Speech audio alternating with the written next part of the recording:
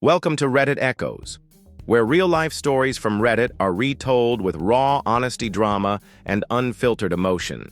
In today's video, we're diving into 5 truly powerful stories from the subreddit Am I the Asshole, a place where storytellers ask one haunting question: am I really the bad guy here?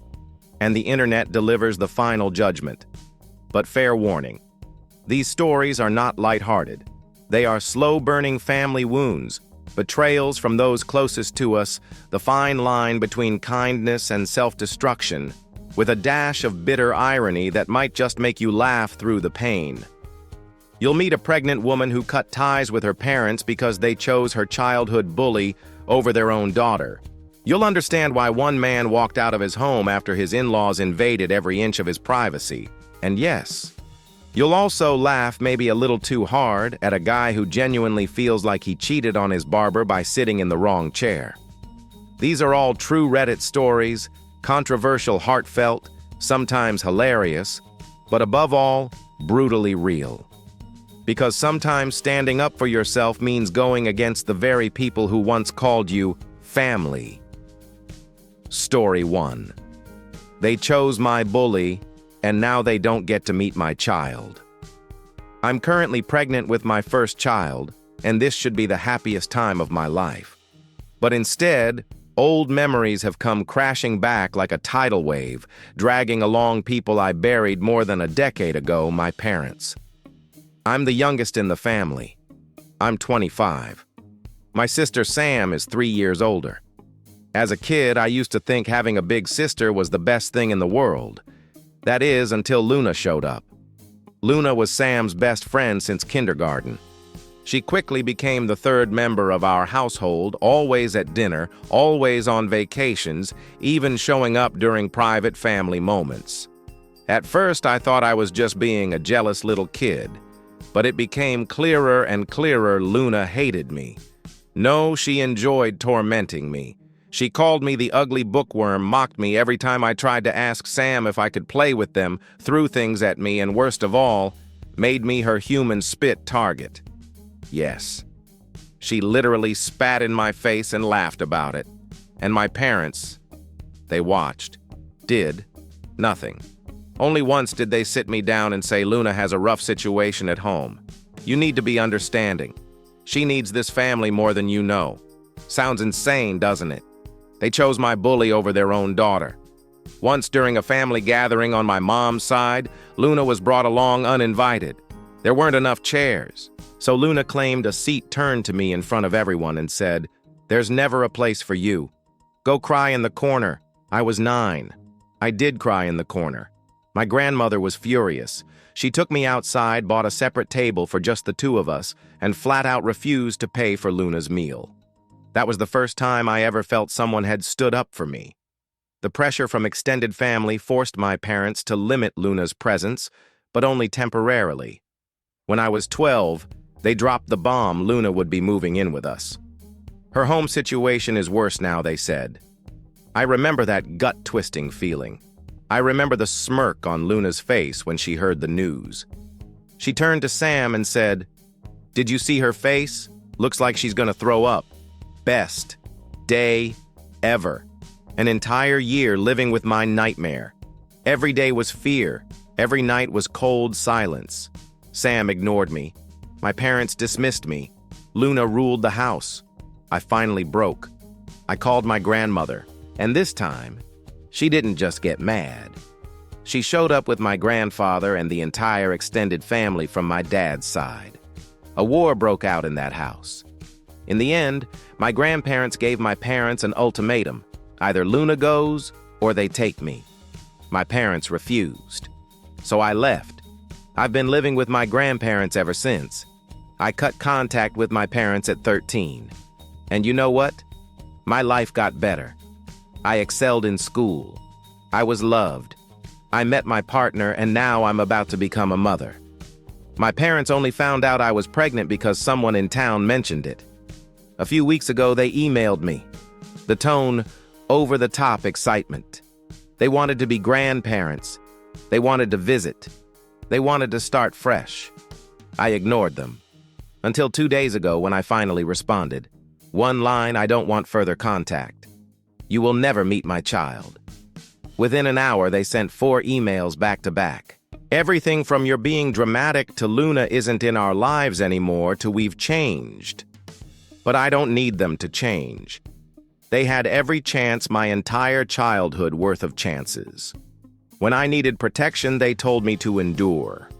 When I cried, they told me to stay quiet because Luna needed stability. And now they think I'll forgive just because I'm pregnant. No. I'm not the little girl sobbing in the corner anymore. I'm a mother, and I will never let my child feel invisible the way I once did. You might think I'm being petty, that I should forgive. But you weren't the kid who begged her parents to kick out the girl who spat in her face only to be told she needs love. It took me 13 years to heal, and I will not let them ruin even one peaceful day of what I've built. So no mom, no dad.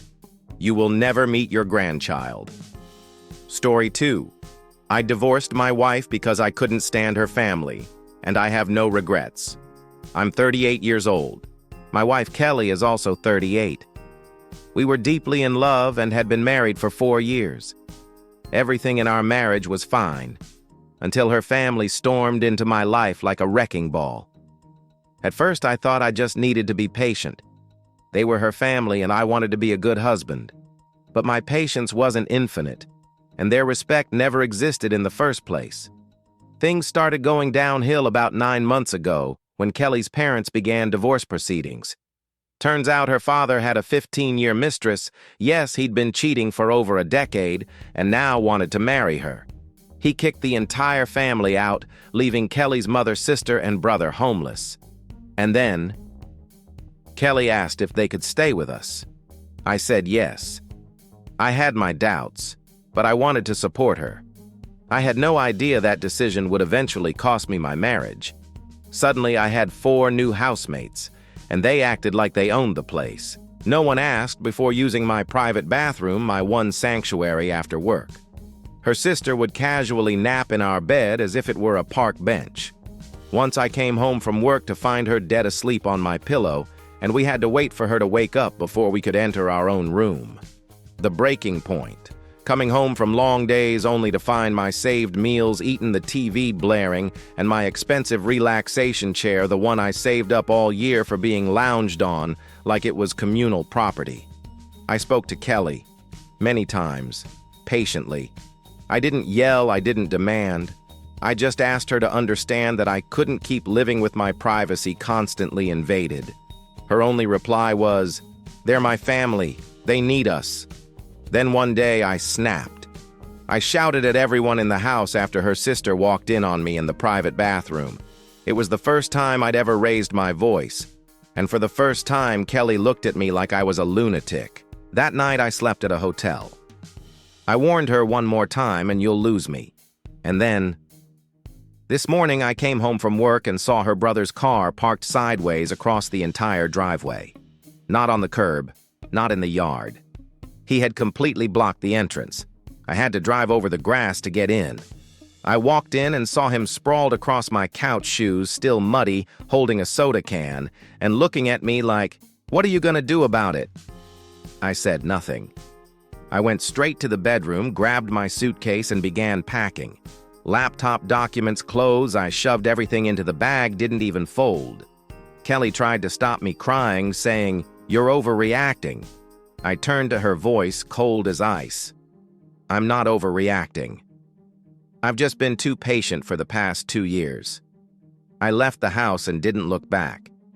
When she called sobbing, I said just one thing: I don't have a shred of respect left for you. We don't have kids, and for that, I'm grateful. I can't even imagine a child growing up in a household where no one respects personal boundaries. Now I live alone peacefully. I'm working with a lawyer to finalize the divorce. And while there are moments of emptiness, one thing I've never felt is regret. Because choosing yourself isn't selfish. Because if the person you love won't stand by you in your own home, then that's not love. That's betrayal dressed up as family. Story 3. I cheated on my barber, and now I live in shame. I never thought I was the type of person who betrays. I'm loyal, devoted, committed. But something happened recently that made me question everything. Am I really as faithful as I thought I was? It all started on a normal Thursday afternoon. I walked into the barber shop like I had countless times over the past 2 years. It's a small place, cozy, and most importantly, it's home to the only person I've ever trusted with my hair, Marco. Marco is an artist. He's not just a barber, he's a hair whisperer. He knows the exact angle my fade needs. He can tell I just got dumped based on the way my hair parts slightly to the left. He remembers that I like my fades tight but never ever touch the hairline. But that day, Marco wasn't in his usual chair. Instead, a tall, heavily tattooed guy with slicked-back gelled hair looked at me and said, "Need a cut, hop in." I hesitated. I should have waited. I should have walked right back out that door. But I was weak. I sat down. 10 minutes into the haircut, Marco walked in. Our eyes met in the mirror. I'll never forget that look, like I had just stabbed my most loyal brother in the back. He froze, then silently walked into the back room. Not a word. I felt awful, heart pounding. I just sat there saying nothing, listening to the snip of the scissors like they were passing judgment from the universe itself. When the haircut was done, I walked toward the front, and there was Marco standing at the register. He didn't look at me. I said, "It was just temporary, Marco." He offered first. Marco gave the smallest nod. That night, I couldn't sleep. I stayed up Googling how to apologize to your barber after getting cut by someone else. No results took my situation seriously enough. So I sent a message, my first message since the betrayal. "Marco, no one could ever replace you. It was a mistake. Please give me a chance to make it right." He read it. No reply. A few weeks later, I went back to the shop deliberately at my usual time. Marco saw me and started cutting someone else's hair. I had to sit with him again. The guy. After the cut, Marco walked over to me and said gently, "If you're going to cut with someone else, be honest. Don't let them think you're a regular." I wanted to bury myself beneath the chair. My friends, of course, thought it was hilarious. They call me the barbershop betrayer. One of them made a meme. Ever since, I've lived in a state of grooming purgatory. I don't know who to go to. If I sit in Marco's chair, I'm afraid he'll ice me out. If I go back to the new guy, it feels like twisting the knife. I used to think only heartbreak could hurt this bad. But apparently one wrong haircut can ruin your week and your soul. I'm now seriously considering shaving my head, or becoming a monk. I just want to ask one thing. Am I truly a terrible person, or am I just a lost man in the wrong barbershop? Story 4. A bouquet and a betrayal. I divorced him after the surgery. I used to think that if there was ever a time in my life when I would need my husband the most, it would be the day I went in for surgery to remove part of my breast due to cancer. I'd never had surgery before. The cancer diagnosis alone had already shaken me to my core, but the day I stepped into that hospital facing scalpels and anesthesia, the fear multiplied tenfold. My husband came with me. When the nurse called me into the prep room, he kissed my forehead and said, "I've got a couple errands to run. I'll be right back." I nodded. I believed him. I still trusted him then. When they gave me a mild sedative and wheeled me into the waiting area before the operation, the nurse asked if I wanted my husband to come sit with me. I said yes, so relieved. She left and came back with a concerned look. I can't find him. He's not answering his phone. So I sat there, alone, in an oversized hospital gown, shivering. Fluorescent lights blinding above me, the smell of antiseptic everywhere, intercoms beeping and calling out codes. No hand to hold. No "you're going to be okay." No one. I was rolled into the operating room feeling like I didn't exist. When I woke up in recovery, it was starting to rain. A massive storm was coming. The nurse quietly told me that if my loved one didn't come soon, I might have to stay overnight. The hospital would go into lockdown for safety. Still no sign of him. An hour later, I was fully awake, groggy, aching, and emotionally wrecked. When the door finally opened, he walked in holding a big bouquet of red roses, grinning like a schoolboy. "Brought you flowers, babe." I looked up at him, trying to stay calm. "Where were you?" He shrugged like it was no big deal. "I was starving, so I hit up that bar down the street. You know the one I like, their burgers are amazing." I don't know what hurt more in that moment, the dull throb in my chest from the incision or the fake cheeriness in the voice of the man I once called my husband. I whispered, "You left me alone during the scariest moment of my life. No text, no call, and now you think a bouquet fixes everything." He lifted the flowers like they were some kind of hall pass. I looked him straight in the eye and said, "Take the bouquet and shove it wherever you think it fits." On the way home, I cried. Not from the pain, but because I finally realized I had married a man who showed up when life was easy and vanished the moment I truly needed him. A few weeks later, I filed for divorce. And now, as I tell this story, 15 years have passed. I'm no longer angry at him. I just feel sorry for the woman I was back then, the one who once called someone like that her partner. I hope he found someone he loves more than a burger. Story 5.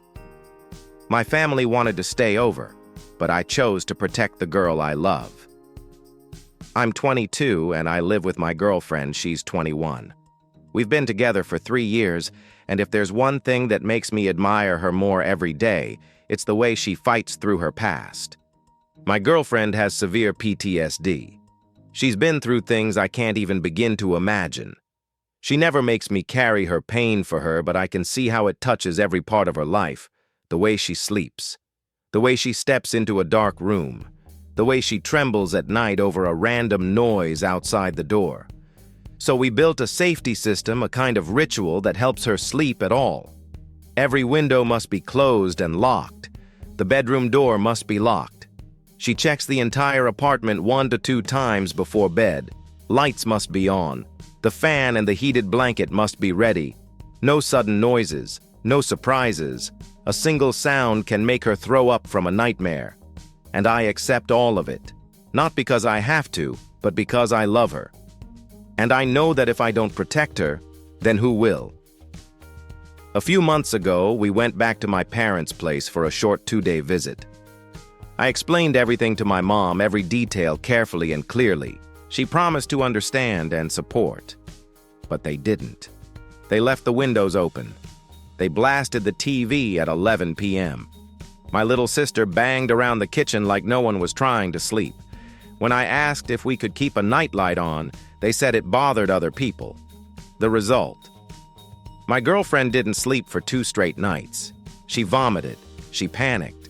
She passed out from exhaustion. I couldn't take it anymore. On the 3rd day, I booked us an Airbnb nearby, nearly $1,000 just so she could rest. My family. They called me a lovesick idiot, said she was faking it and overacting. I heard it all. Now they want to visit the city where we live and of course stay in our apartment. But I told them no. This apartment is my girlfriend's safe space. I'm not going to turn it into a testing ground for her emotional limits just to keep my family happy. My mom snapped over the phone. If she's that fragile, maybe she should go live with her sister. I smiled coldly. You know what, Mom? This apartment, her sister built it for her because she knew what her little sister went through. So she made her a place where she could feel safe and weak if she needed to. And no, I'm not kicking her out for anyone. They say I've turned my back on them, that I chose her over my family. But I didn't choose anyone. I'm just doing what's right. My girlfriend has never once demanded anything from me. She just wants peace. A quiet place to sleep without monsters in her dreams. What does my family want? A free place to crash and the entitlement to dismiss someone else's pain. I don't owe anyone anything. But I do owe one promise to the girl beside me, that I will never let her feel alone in her fear again. And that wraps up today's 5 powerful stories. How do you feel? Did you see a piece of yourself in one of the storytellers? Have you ever been pressured to forgive someone who never apologized, or had to walk away just to protect yourself from something others kept calling family? Reddit Echoes isn't just a place for storytelling. It's where raw personal experiences, sometimes painful, are shared, so each of us can realize we're not alone. That saying, "I won't take this anymore," isn't selfish. It's brave. If you've lived through something similar, drop your story in the comments below. Who knows, your words might be the light someone else has been searching for. Don't forget to like, subscribe, and share this video if you believe these stories deserve to be heard. Thank you for watching Reddit Echoes, where every story is a true echo from life itself. We'll see you in the next video.